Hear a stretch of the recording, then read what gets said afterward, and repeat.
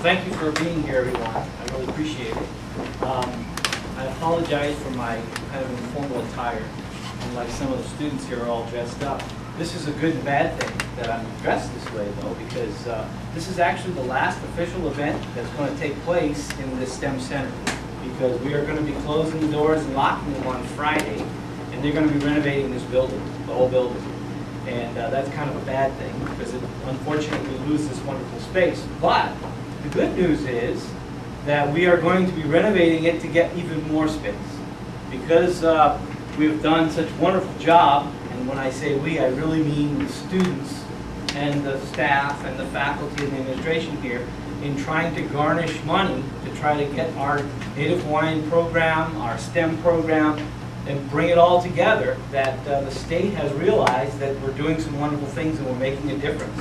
Something that we set out to do half a decade or more ago, and we actually are now beginning to see some of the fruit of our labor. In fact, some of that fruit is sitting in the audience today, and we're going to hear from them. So it's a wonderful thing that's going on. We're going to be actually building out this way.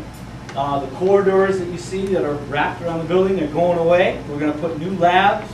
We're going to put a new STEM Center extension out this door. It's going to double the size nearly of this space. This is really wonderful things. Unfortunately, we all have to suffer a little bit while that's taking place, and we're already feeling that effect. In fact, I got to pack up my room this evening to move out myself. But it's a wonderful thing. This all started in a big way back in about 2005. And we started with a grant from the National Science Foundation called the Tribal Colleges and Universities Program Grant from the National Science Foundation. That brought in money principally to help our students, all students here at KCC, but focus on our Native Hawaiian students. There's an unfair advantage, if you want to call it that, for producing students that go into science, technology, engineering, and math, and it doesn't include as many Native Hawaiians as we need in this program. And the federal government saw this really early on and decided that we need to put some money here to help our students. And that's how we kind of got started with this program. Since that time, we've had tremendous success in bringing in a whole bunch of other grants. Currently, we are now fully funding 5 National Science Foundation grants. And that's to a tune of almost $10 million. So they've been really, really supportive. But the part that's super exciting is that the state of Hawaii has realized that along with the federal government, they need to be a part of this as well. So this new renovation that's going on is actually by the state of Hawaii. It's not by federal money. So they kind of realized that what's happening here is really making a difference. And I think that's wonderful. And then, of course, any program is only as good as the output of the program, right? You put stuff in, you get stuff out. Well, what are we getting out? Today's the day where we're going to begin to see what is coming out of the program. Because we've got some students that are here today that we've brought back, that we've moved on through the program. Before much of the program was built, even, they've been here. So we can see kind of what they're up to. You can also get a sense of what some of the other students in the program currently are doing today. So this is our big chance, our chance to showcase what our students can do. And of course, it's focused on our Native Hawaiian students because these are the students that we're really trying to serve. And we've always said with the STEM Center that what's best for our Native Hawaiian students is best for every student. So this is not a Native Hawaiian STEM Center. This is a STEM student center. But what's best for all students is best for all students. Okay? So I won't take up any more time because I know we've got a big full agenda with a lot of good talkers here today that you're going to hear from. So Kapiolani can maybe give you all the details of how this will work. Give and expose to all of you, especially our students, in the last 5 years, how we as a program, as a STEM program, with the backing of TICA, Tribal Colleges and Universities, specifically finding the needs for our Native Hawaiians in the academic world, especially their college life. And I think the neat part was, as a program, we were able to actually put all the different components together to give that support or the needs that our students, especially our Native Hawaiians, actually function under, to find a clear academic goal, to be able to transfer from one level, a 2-year institution like Kapiolani Community College, to the next level and more. And what I did was I just kind of put a scope, because I really felt this was important to see, that we actually started to figure out how are we going to attract our families. How are we going to attract our Native Hawaiian families? Because we know that every child is impacted by what their mom, dad, grandma, grandpa's background is. And so with that in mind, we were able to actually put summer bridge programs together. We went from one summer bridge program with 20 students to this year having 5 summer bridge programs with 130 students all at one time. That's huge. That's huge. And for the most part, I want to say at least 95% are Native Hawaiian students coming from maybe 14 different high schools throughout the state. With that, we actually were able to, the place that you're at is our STEM Center. Our STEM Center has become what was put in that vision or grant of that sense of place. And we know that we need that trust factor, that feeling comfortable, that understanding that if I went there, that I could sit and be myself, I could get the help that I need. And that's what this center has actually created for our students here, all our students. But using our Hawaiian values background to incorporate this style of learning.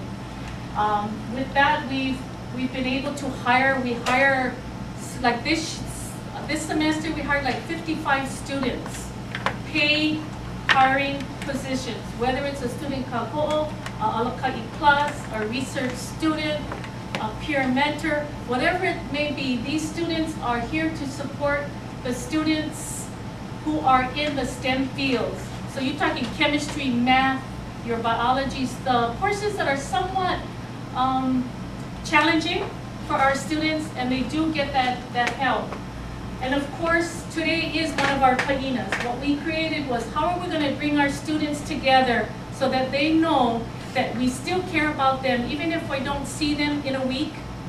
So we formulated that if we met once a month as a group to kuka, to exchange knowledge, to value knowledge with each other, it was a way to build the social networking for our students to feel even better when they go to the classroom by identifying another student that was at the STEM Center to then find some kind of study person to be with. And that is tremendously a true factor. In-house, we are moving, but in-house we do have our faculty members that actually live in these rooms, so they have to walk by our students. They have to look at them like they expect our students to look at them when they're in their classroom. And that has also been a real plus to be able to not feel intimidated by our faculty members when they're in the classroom. So that has helped a whole lot. And of course, our community partnerships. We have partnerships from the national level. From Alaska to, of course, DC. QEM, Quality Education for Minorities. We have worked with all the different islands, different projects, all the different universities, be it CC or 4-year institutions. We've established that. We've established that with our high schools through our summer bridge. But now they're asking us to even go at a lower age. That's kind of hard. John always tells me, excuse me, we are a college, not a high school or a grade school, but somehow we find a way to support each other.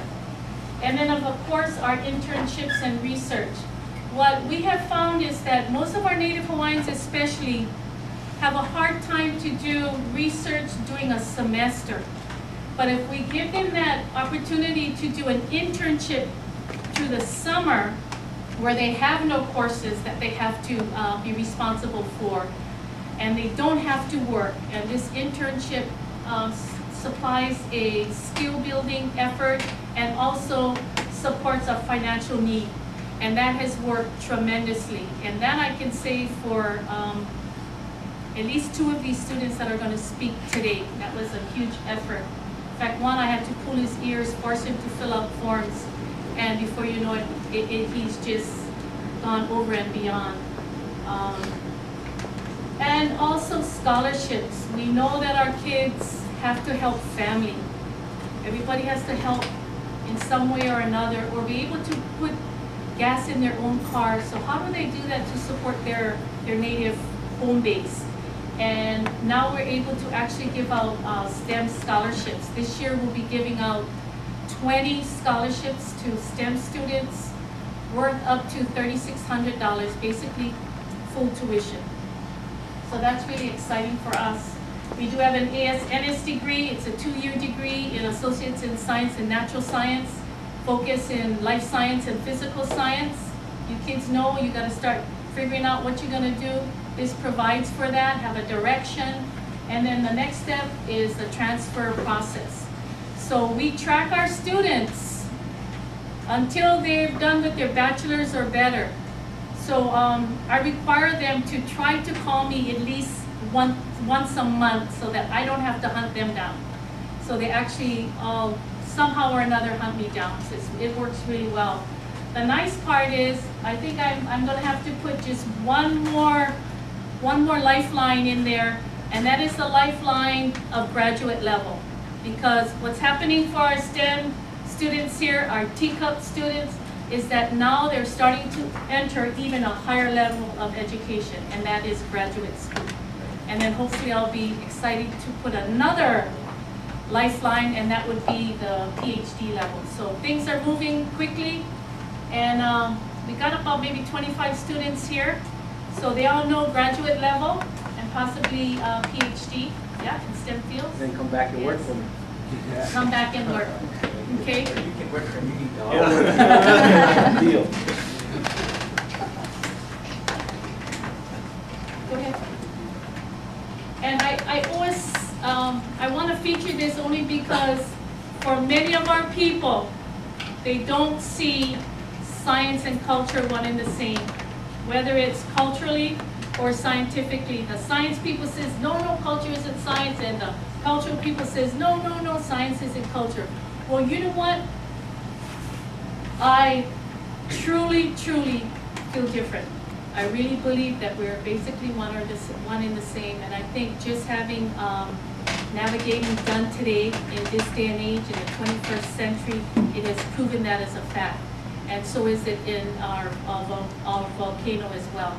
But anyway, many different factors, I won't go in there. So I just thought that this is kind of neat to put a scientific formula together for Native Hawaiian academia. And it shows exactly, in a scientific version, the first sign is integral sign, usually defines an area between 2 functions. And so I always say the 2 functions is Maukatumakai for us Native Hawaiians.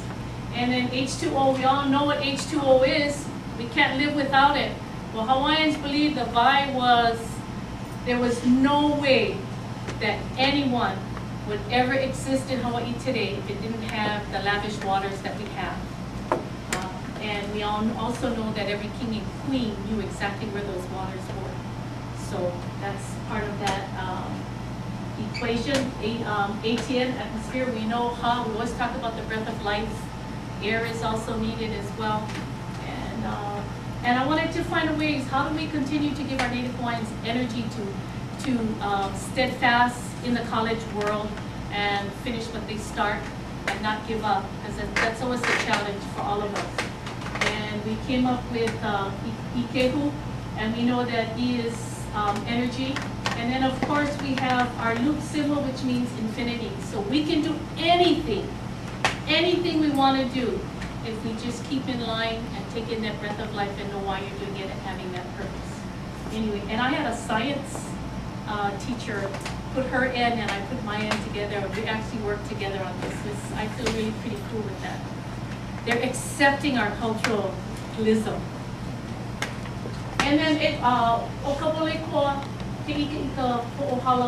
it really means this is what as a Napunohiao type of Olelo, we're talking about the confidence of every native Hawaiian. Where does this confidence come from? Because it has been diminished. So where do we get it from? We get it from the results of societal encouragement. And I believe that STEM, this program, tribal colleges and universities, is that societal encouragement that is giving back to our indigenous people to be successful and the scientists that I believe they are. But the real meaning for this in a cultural sense is that if you were to pick a core tree from Mauka, and you pick that core tree because you know that that is the one that our bird has pecked on, and it is going to be that good canoe that will handle 5 or 6 people, whatever it may be. That canoe that's up in the Mauka will come down to the ocean.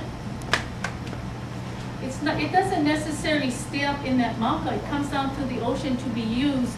And that concept is the ahupua'a of mahele. How do we help each other out? How do we help each other out? That everything has value in its use. Okay, so with that, I just want, these students don't really get to hear these presentations. A lot of times, it's always for other industries or educational institutions. And it's important for them to sometimes hear what our program has really established for them to be successful. And the outcome is see these banners we have up here? All these students are TCUP students that have been accepted into four-year institutions in their colleges or schools of their choice. So this is really big time for us. So this is the outcome, and now we're going to share the kind of bigger outcomes. Yeah? Thank you.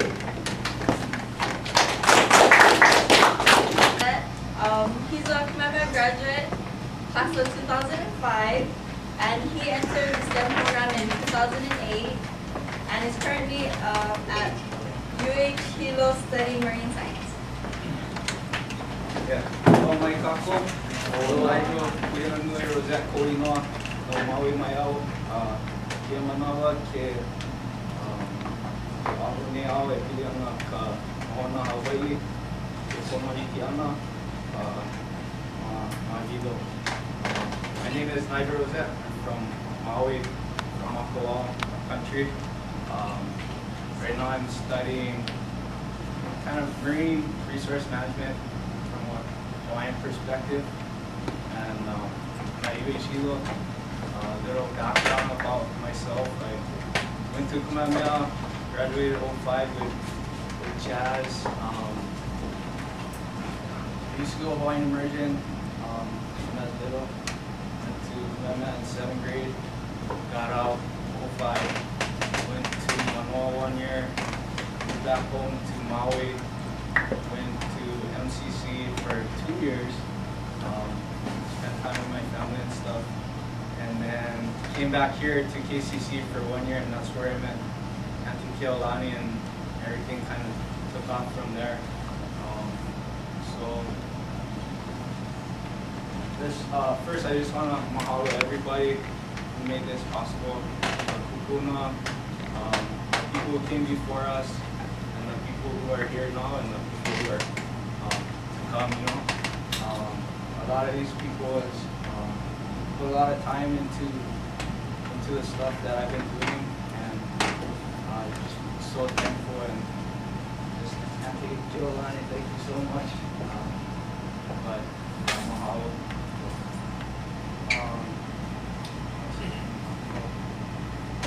Kind of might be a little bit everywhere.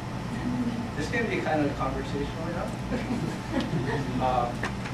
So today I'll talk about like the opportunities at the Kanaka in STEM, the Hawaiian in STEM, the current research that I do, and the future stuff that might come out of it. So when I came to KCC, I started as a student kapo, a helper for Auntie. I made a banner one time. What else I made? I had like write papers and all kind of stuff. And then Auntie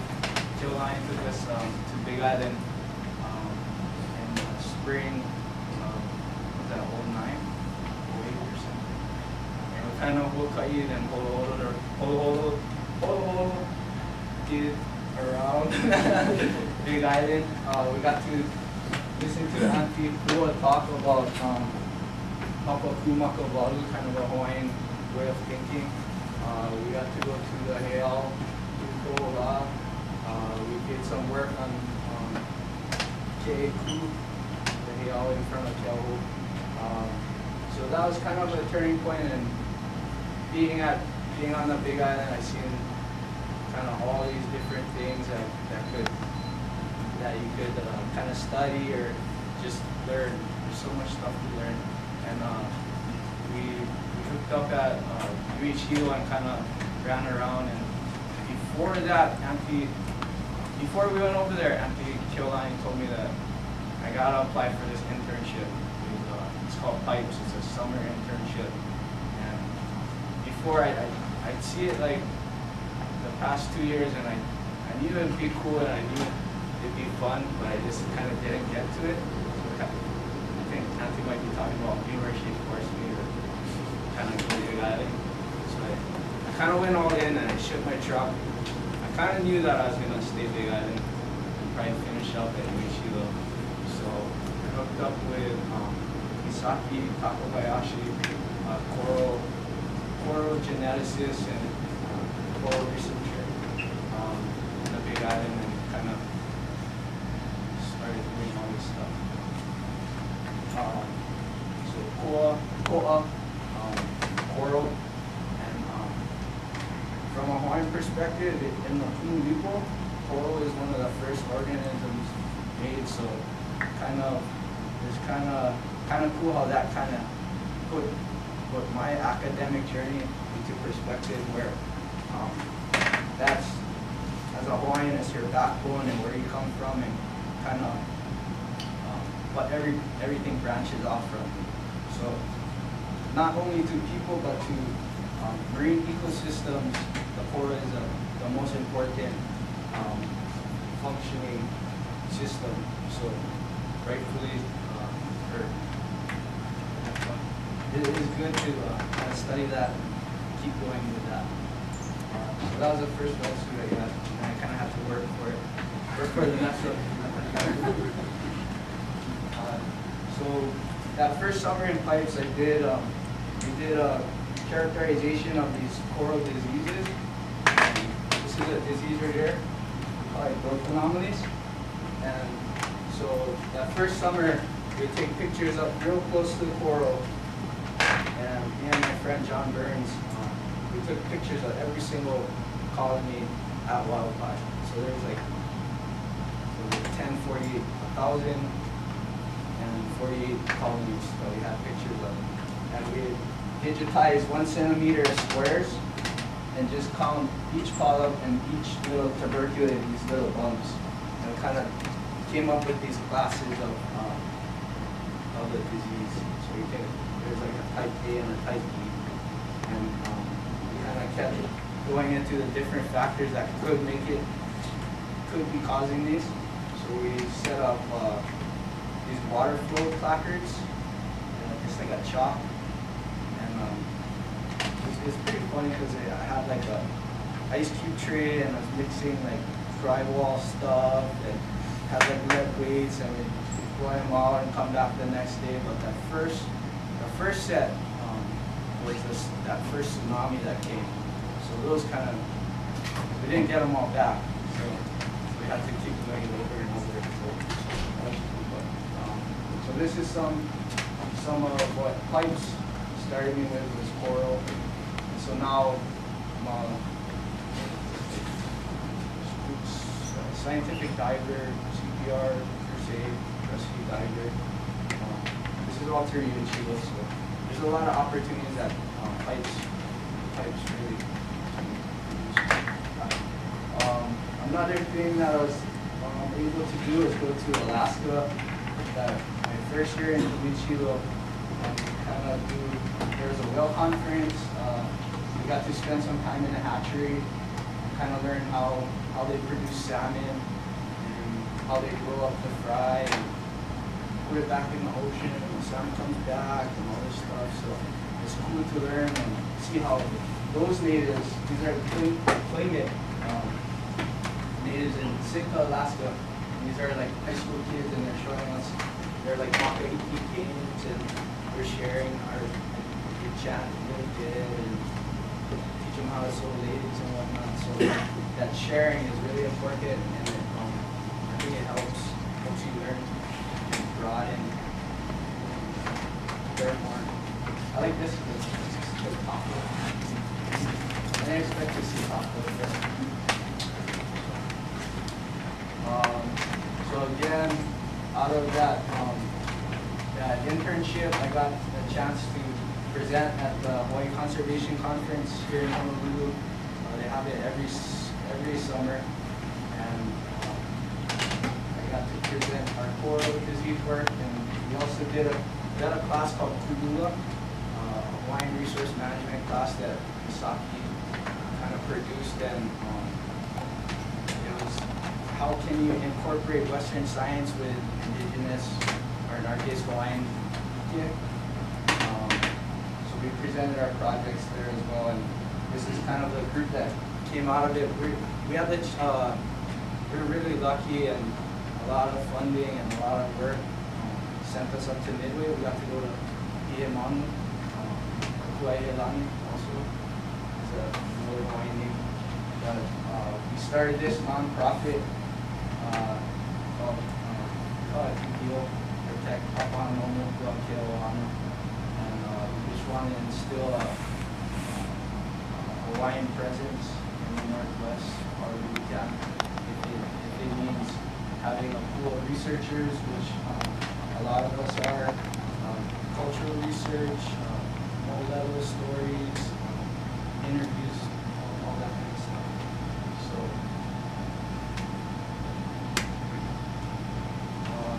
also got the chance to go to Utah. So, kind of what I learned out of doing all this stuff is it's not really free. You gotta write. So I've been writing a lot. Got a grant to go to HCC. I wrote for that. I wrote for this for a Native Peoples grant. And I gave a talk about our project in Utah among a couple other natives who are using traditional ecological knowledge to kind of get a better idea of the resources. So one girl was she was doing interviews with hunters and kind of getting home ranges of different animals through hunter interviews. Also, again, got a chance to spend time with more natives, which is always fun because get natives together and kind of too much fun sometimes. And there are Lakota women, Isla Pueblo, and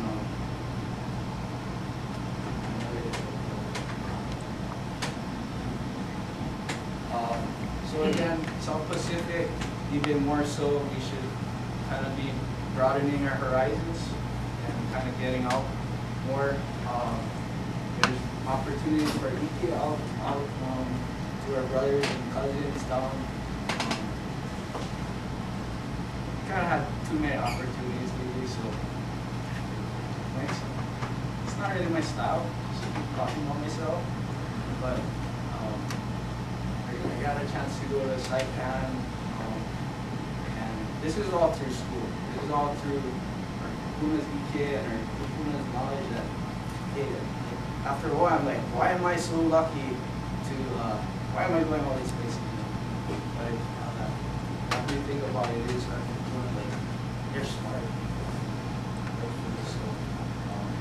So I was part of a traditional lunar calendar workshop in Saipan run by Westpac. Got to spend time with Satawal, Yap, Guam, Montauk, a lot of different natives and a lot of chiefs actually. And they call it the magic kind of, I like to think of it like the second half of knowing your skill and knowing your craft.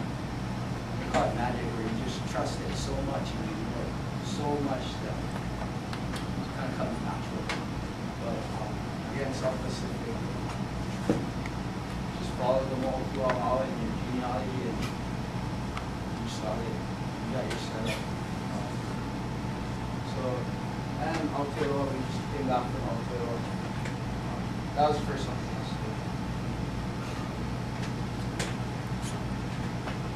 So in my current research, again, we just sent in a paper last night for edits, or our last try for publication. Review. So we sent it into Coral Reefs.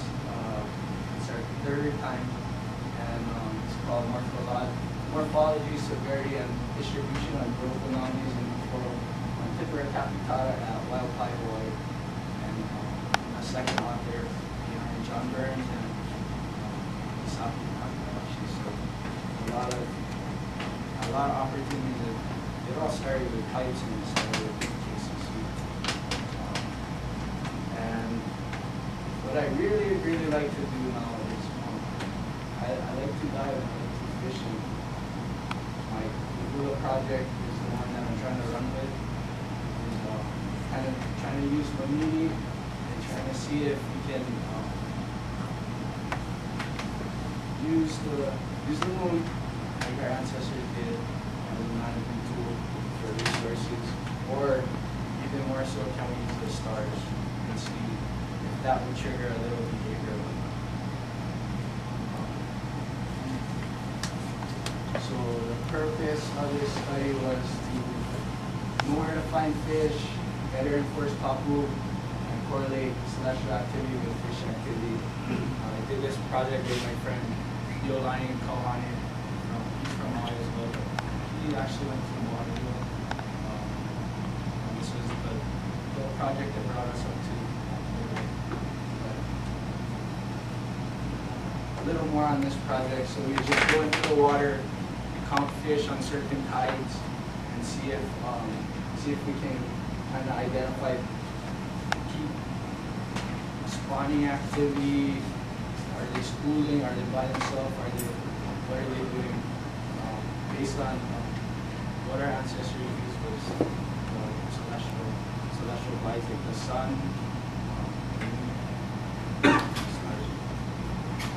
So this is midway. We got to go 7 different spots, and this is kind of the relative abundance of money that we see up there. So that could kind of be useful in a management plan, or just from a personal family plan, where you're going to take your fish from first. Or are there babies in certain places, or are there nurseries? Should they stay coupled for different time periods? And another thing that we kind of looked at was kind of how you observe the stars. So if you look at the sky, you can apply your Hawaiian horizontal markers each house, and then you have your vertical markers. So there's 4 of those, and you can track stars and see how they move, and see if you see a fish activity or a bird activity, or you can use it to track clouds, or you can use it, because that's what it's for. Again, another major outcome, and how I like to think that this is a Hawaiian outcome of our project. Kau'u kamanini ikaio kahale lelepo, that we came up with after kind of observing the fish and stuff. When we use schools at the surface and the rising tides of kahale lelepo, or famine, we use this because the time that we were observing was the time of famine. But another kauna behind this could be that times of famine, when you're hurting for food, just look to the surface, you scoop some nini, small abundant fish. Nini could represent iti, or knowledge. So you just gotta look. There's a lot of these right there. future, I want to study Koloniki better. Try to find Koloniki. Uncle Mac Poi Poi. He's on multi. He really has his own style. He can spend time with his people and learn the magic. That's what it's about. Is just learning the magic. You keep fishing. Keep eating. Stay alive. You guys have any questions?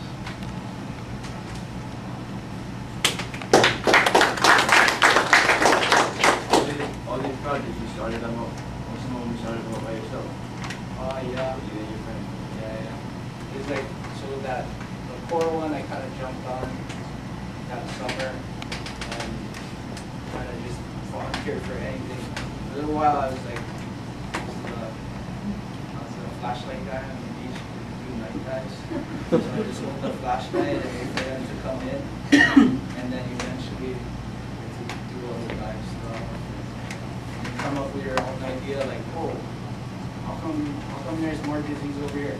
Oh, there's less water flow. Oh, how do we measure that? Pretty cool, make that thing.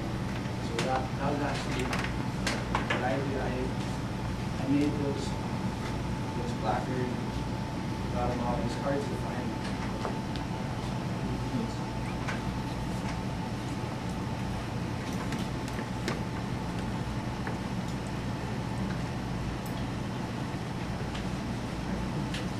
Thank you.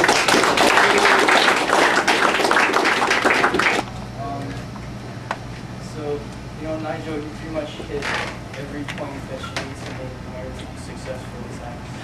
And, hats off to you. You did a really good job. Continue to do it. I'm sure you make Auntie proud. So I don't have as many descriptive slides as you. Sorry about that, but I'm gonna try really hard. So my roots in science really started with KCC STEM Program, which is good. It's native Hawaiian-oriented program, and being Hawaiian actually it's special because we're one of the only Polynesian races to master the land and sea towards our benefit and live sustainably. And not too many other cultures are able to do that for millennia, given that. So from KCC, I went to UH for a few years and got my bachelor's and got some research experience under my belt. So I guess you could flip this slide. There's nothing here. I would wish I had a picture. I was gonna use Chaz's peer mentoring picture, but see, Kapiolani, she hired me as a peer mentor back in fall of 2007 after I had done a pipes internship, probably similar to what Nigel has done. And it was a pretty eye-opening experience. It showed me, when I was up in Eagle doing this forestry project, that I didn't want to do forestry.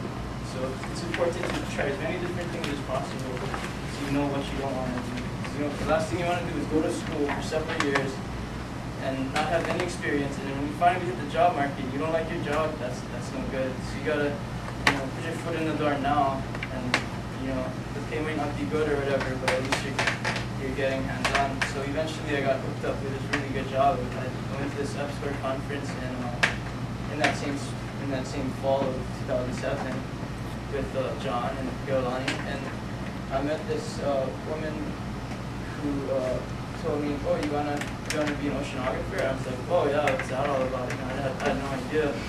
I mean, I love the ocean. I didn't really know what the project entails, but so actually right here, this is the UH research vessel Kilo Moana, which means, I guess, deep ocean wake up, literally. Is that right? Okay.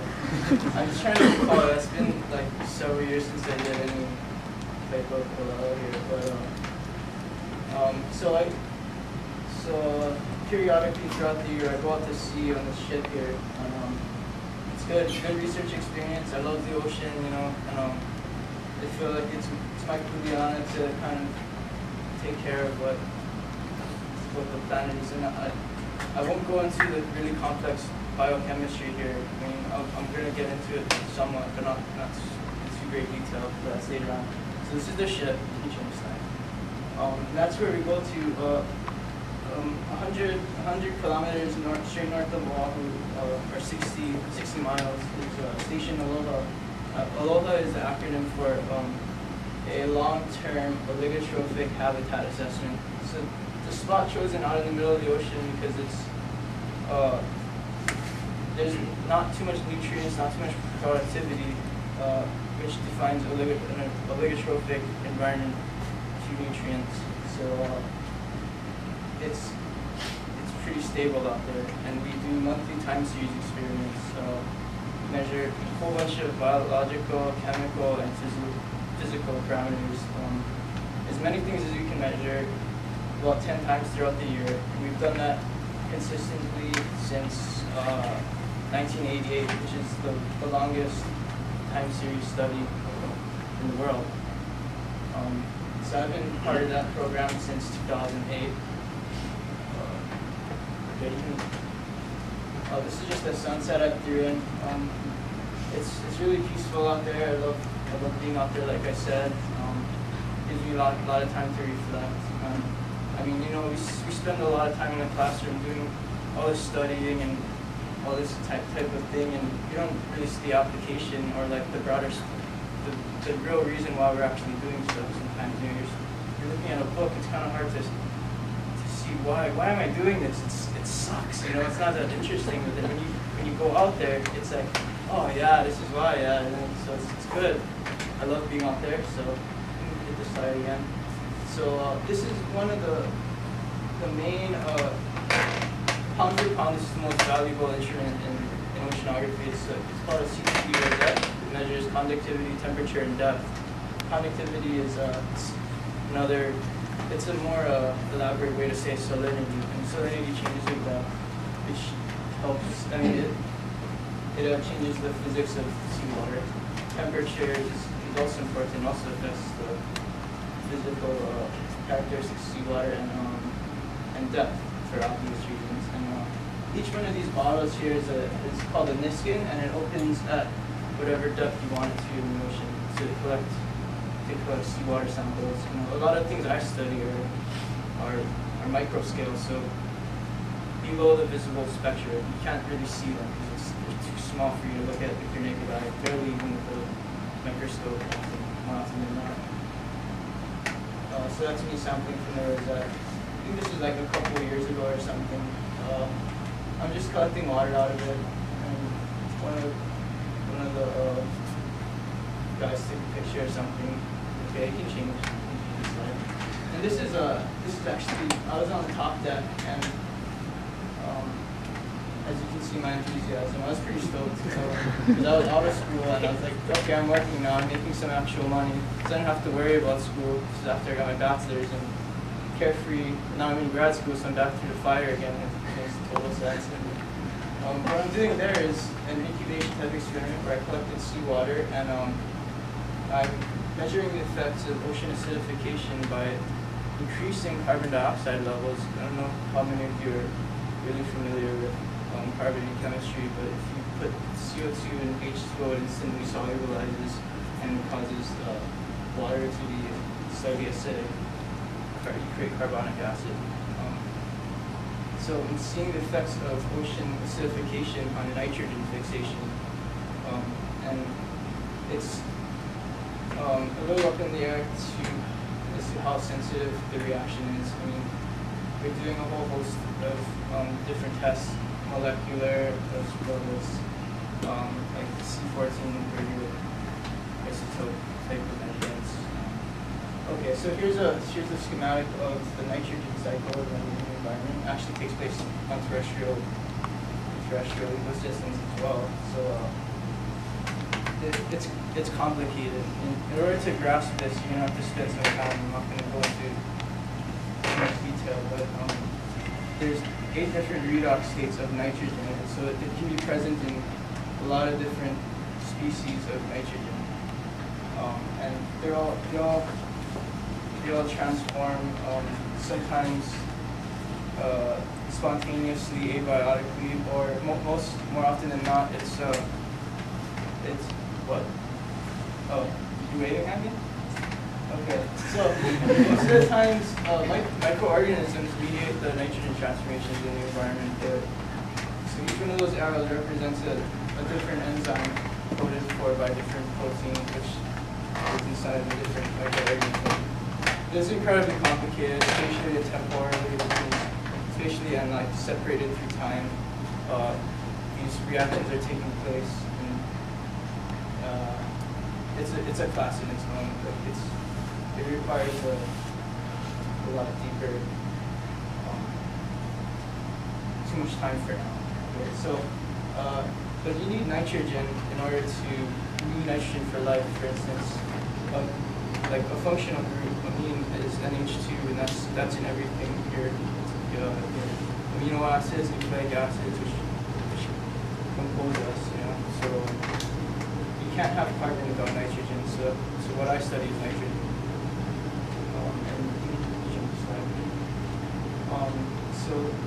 But I'm a microbiologist and molecular biologist.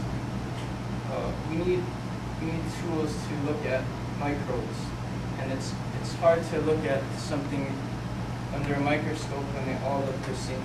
Like, so this is a DNA stain called DAPI, and it just stains all of the microbes that contain genes in the environment. But I mean, as you can see, like every dot looks the same. You can't tell what it is. So we need other ways to determine genes. So we collect seawater, filter it out, preserve our DNA and or RNA sample, extract the DNA, and from DNA we can do a whole host of different molecular biological techniques to determine what it is, where it is, how much of it is, what it's doing. So those are pretty critical questions to ask in oceanography. It'll give us an idea of what's going on in the environment on a global scale. So the ultimate idea is to get kind of a schematic. Before we can go about changing things and fixing things, we gotta learn how things operate first, kind of like what the vines did in order to manipulate how the land management-based system worked. They had to really observe what was going on.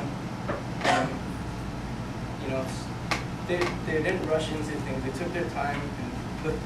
They were very observant. So they were able to make success out of what they had.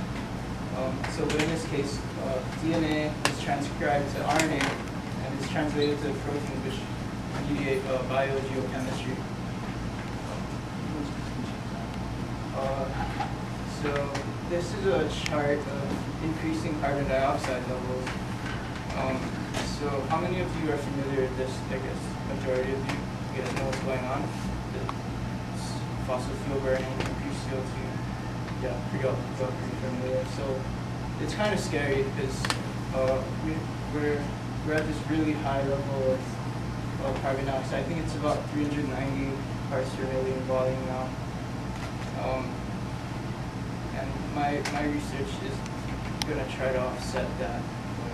If you flip that, so that's why oceanography, especially biological oceanography, is a hot topic. We can use the microbes to sequester carbon dioxide, and they form. Physical mixing is dependent.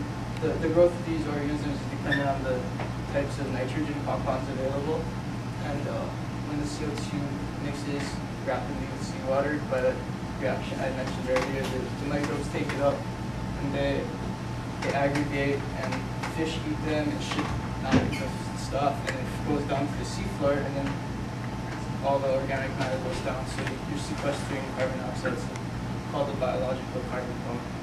And you might come into this in one of your classes in the future. And this is where I work at UH. It's the new Seymour Hollow building up in Upper Campus. It's like the most state-of-the-art, newest building probably in Hawaii, I guess. And it's pretty cool. Like they just opened it. I just started grad school. So I got like, they made me this office and like my own lab bench. I gave half the bench to my girlfriend, and like, so she never had a lab bench, so I gave her. So it's pretty good. Yeah, I love my work. It's fun. I don't want to do anything else. This is where we're gonna start. So this doesn't have anything to do with much of what I was talking about, other than the fact. Okay, so I was on this small little island. It's barely on the map. It's off in Indonesia somewhere, and I took a picture of this blue starfish because I thought it was beautiful. And see, the ocean intrigues me because it's so beautiful, and I'm drawn to it. So it makes sense for me to continue, writing this thing out. If I'm gonna get paid, to be around the ocean, I'm just gonna. It's the best thing ever. I don't want to do anything else. And yeah, so I love surfing, and I like surfing barrels. I'm not like, I don't rip or anything, but I surf barrels, and that's about all I want to do is to travel and surf and work. I don't know. I look at the sorry.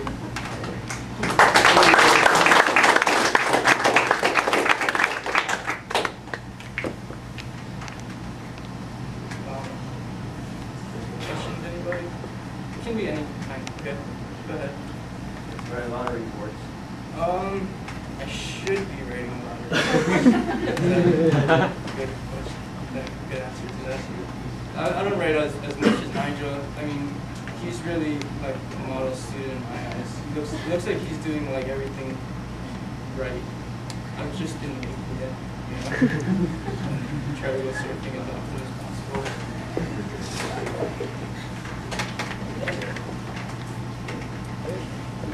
Thank you. How are we on time? Good. Good. Okay. Sorry, those two other guys. I just want to say something. I actually was in the program where Brenner was in, and he went through pipes. And also Nigel, I heard he came right after me, and they went through pipes. And it kind of seems like, I don't know, this STEM program is real promising. I went through the STEM program. Yeah, let's just get to it. So first, I'd like to thank all those, Kapiolani, Dr. Rad, for bringing us here to share with you guys the opportunities that we had and our experiences and how we got to where we are today. With that said, you think it would be easy writing a presentation about yourself, but it's not true. So go ahead. So there's a little intro about myself. I was born and raised in Wailua. A lot of people on Oahu, they don't know where that is. Yeah. So it's on the North Shore. We're a small little old plantation town. 1996, our plantation went down. Our community just completely devastated. A lot of my values I learned out here, out in the country. Religion, family, aloha, hard work, commitment, all those. And really it's just a reflection of me and the community that I grew up in, but really is, as I look at it now, it's really just being Hawaiian. A lot of Hawaiians share these same kind of values. Next. So here's my education. Went to Wailua Elementary all the way to intermediate. Then I got into commitment at 9th grade. Graduated with Nigel in 2005. And I went to Western Oregon University on scholarship to play football. Didn't like the weather in Oregon. I hit a big hurdle over there, not a hurdle, I guess like a brick wall, I guess. I got hurt. Pretty much I had to come home in Hawaii. And I was just twiddling my fingers here. I didn't know what I was gonna do. I knew I had to finish school. I didn't know where to start. I didn't know nothing pretty much. So in the summer of 2006, my older brother, the one right above me, he needed some credits to play football in California. And so we decided to take this Native Hawaiian nutrition course at LCC. This is the most inspirational course I've ever enrolled in college. It was just me and my brother in the course with one of our kumus, the family that owned the lo'i, and our classroom was a lo'i, the lo'i in Manuili. You guys might know the guy who lived back there, Uncle Mark.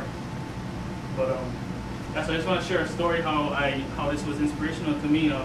So we worked the land, we worked in the lo'i, we learned about the Native Hawaiian plants, the medicinal values, the diet in the Native Hawaiians. And also, yeah, like I said, we worked the land. But we worked the land so much, Uncle Mark actually was gonna give us 2 patches just to come twice a week, just me and my brother, and just help him on the farm. You can change the slide. That's him right there. So yeah, so anyways, on the last day of the course, we was here. I was by those banana trees over there, weed whacking, barefoot of course, and this huge, I'm not exaggerating, this huge mutant purple centipede just bites me out of nowhere on my right foot. And I was like in excruciating pain, and this is what Uncle Mark does. He go run to the papaya tree, grabs a green papaya, slices it in half, and just presses it right on my foot. And I'd say within 30 seconds, the pain just all dissipated. And I was just in awe in that moment. And this, I still don't know what I want to do. I came straight from Oregon, in Hawaii, enrolled in this summer course. I was like, I don't know what to do. So then that night, it kind of came to me that I wanted to be in a healing profession. I didn't know what, doctor, pharmacy, whatever. So I just got on the computer, started researching, and I ended up going into pharmacy by default only because UH Hilo started opening up. But I didn't find that out until I was in the fall over here at KCC. So I was already thinking, oh, I gotta go mainland for all these schools. I just want to take a look at this picture. Just want to reiterate what Auntie Kapiolani touched on, and Nigel and Brenner. Hawaiians was smart, okay? Back in the day, our kupuna, they was smart. They were agricultural engineers. They taking the water from the stream, making all wise all the way down, and just flooding fields to plant taro. Not only that, they were structural engineers, making all the heiaus, also aquaculturists, marine scientists, I guess, making all those fish ponds. They were smart people, so it's in their blood. The other smart people just continue to press on and continue your education. So that was a side note. Anyway, so my journey now through college started in the fall 2006 here. So I was all hyped up. I was like, oh, okay, centipede bite. Oh, right, good. It's inspirational, huh? It's like, okay, right on. I'm gonna go to college. So I'm thinking to myself, oh, okay, it's all the courses I need. So I was thinking, oh, okay, I just go to Russia. Boom, I registered for classes at KCC. I was working 2 jobs prior to this, Bank of Hawaii and adult plantation. And I was like, ah, you know what, I better get my feet wet in a pharmacy. So I would say within 2 weeks of the centipede bite, I got a job at a pharmacy in town, and I quit the other 2 jobs. And so I was getting experience. And then what I didn't know was school and job equals a lot of stress, so it's kind of like I hit another wall, like boom, like, oh! I call this my gray period. I got a lot of gray hair. I keep my hair bald just because it's a lot of gray hair. So mid-fall 2006, I met this lady, Kapiolani. You guys all know her.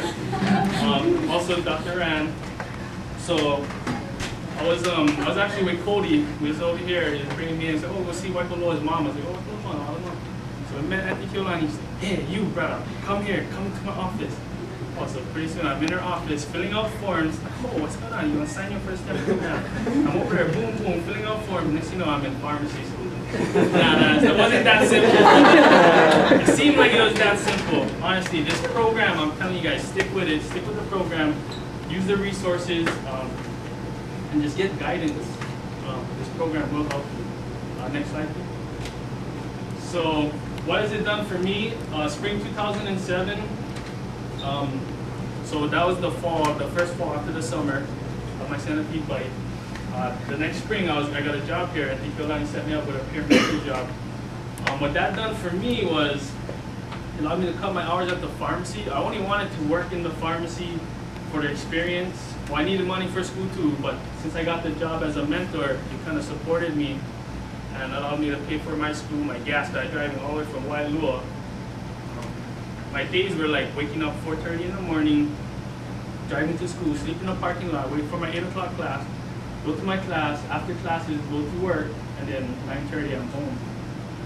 But this, peer mentor, oh my gosh, saved so much hours, saved so much time, allowed me to go do my extracurricular activities, and it was just awesome being a peer mentor. It also helped me, I don't know if you guys are familiar with the PCAT for pharmacy school, it's almost like the MCAT for medical school, but mentoring in these science courses and mathematics courses really helped me condition myself, stay conditioned to all these course materials that I needed for my pharmacy college admissions test. Next one. So another big thing STEM done for me was this center right here. I put in a lot of hours in here just studying and mentoring. I would say if I was at KCC, you could always find me here, if not in the cafeteria with Cody. So this place really provided me with a studious environment that I could just study in, and just surrounding myself with people like me, studying the same things, studying with other native Hawaiians. It's just really provided that comfort level for me. Whereas before in the fall, I was going in the library way back in the corner. And I remember because I didn't know Cody was here yet. Cody, he's a year older than me. We went to high school together. When I found him, we came here, it was kind of like everything just really kicked off. Like Nigel said, when you met Auntie, everything just really kicked off. And truly, it's when you really meet STEM, it'll kick off. Just give it time. Yeah, next slide. So also, STEM has really given me hope and encouragement. I just want to share this quick story. When I was working in the pharmacy, not even a month into working in the pharmacy, this Hawaiian brother comes in, Hawaiian uncle. He comes in, I'm helping him, and then he faces me, he's looking at me, he's staring at me, he's like, oh, what's up, uncle? Online resources for programs.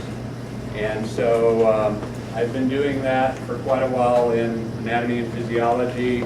Maybe we can even take a look at some of the things that I've worked on, just to give you a sense of what we're doing. Anybody use Flash? That's what I've been using. Flash? Anybody know what Flash is? I bet if you've been going online to various websites, you hit Flash websites because there's lots of activity, a lot of animation, interaction, things of that sort. So Flash is a pretty powerful tool. Requires a little bit of programming experience, but not too bad. So we can take a look at that just to give you a sense of some of the things that I've done. I'm also interested in GIS. Anybody know what that is? It involved